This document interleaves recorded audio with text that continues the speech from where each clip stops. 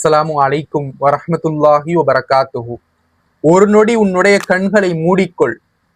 இதுதான் உன்னுடைய கடைசி வினாடி. உன் தொண்டை குழியில் உன்னுடைய உயிர் வந்து சிக்கிக் கொள்கிறது. உன்னால் அலற முடியவில்லை, துடிக்க முடியவில்லை. உன்னை சுற்றி இருப்பவர்கள் கதறி அழுகிறார்கள். ஆனால் உன்னால் ஒரு விரலை கூட அசைக்க முடியவில்லை. ஆம், நீ இறந்து விட்டாய். உன் உடலை குளிப்பாட்டி வெள்ளை துணியால் இறுக்கி கட்டி சுமந்து செல்கிறார்கள். இதோ உனக்காக காத்திருக்கும் அந்த 6 அடி மண் குழிக்குள் உன்னை இறக்குகிறார்கள். மேலே பலகைகளை அடுக்கி கரிய மண்ணை அள்ளி அள்ளி போடுகிறார்கள். என் மகனே, என் மகளே என்று அழுது துடித்த உன்னுடைய தாய் தந்தை பிள்ளைகள் என அனைவரும் உன்னை அந்த பேருருளில் தனியாக விட்டுவிட்டு திரும்பி நடக்கிறார்கள். அவர்கள் நடந்து செல்லும் காலடி ஓசை மெல்ல மெல்ல தேய்ந்து மறைகிறது. முழுமையான காரிருள். நினைத்துப்பார், அசையக்கூட இடமில்லாத அந்த குறுகிய மண்ணறையில் நீ மட்டும் தனியாக கிடக்கிறாய். நம் திருத்தூதர் ஸல்லல்லாஹு அலைஹி வஸல்லம் அவர்கள் எச்சரித்த அந்த நடுக்கமூட்டும் ஹதீஸ் உனக்கு நினைவிருக்கிறதா? மன்னரை ஒவ்வொரு நாளும் மனிதர்களை பார்த்து பேசிக்கொண்டே இருக்கிறார்.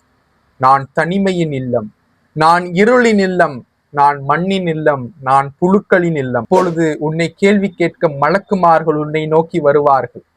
உன்னுடைய பட்டப்படிப்போ, நீ சம்பாதித்த கோடிக்கணக்கான செல்வமோ, உன்னுடைய அழகோ உன்னை காப்பாற்றாது. இன்னும் கொஞ்ச நேரம் முகநூலிலும் இன்ஸ்டாகிராமிலும் கிடக்கலாம், அப்புறமாக தொழுது கொள்ளலாம் என்று நீ அலட்சியப்படுத்தி அந்த தொழுகை அங்கே உன்னை காப்பாற்றுமா? 5 நேர தொழுகைக்கு பள்ளிவாசலிலிருந்து அழைப்பு வந்தபோது காதில் பஞ்சை வைத்துக் கொண்டு தூங்கிய நீ இறைவனின் கோபத்திலிருந்து எப்படி தப்பிப்பாய்? என் அருமை தோழனே, நீ இன்னும் மண்ணறைக்குள் போகவில்லை. நீ இன்னும் உயிரோடுதான் இருக்கிறாய். உனக்காக இந்த உலகம் இன்னும் முடியவில்லை. உன் இதயம் இன்னும் துடித்து கொண்டுதான் இருக்கிறது.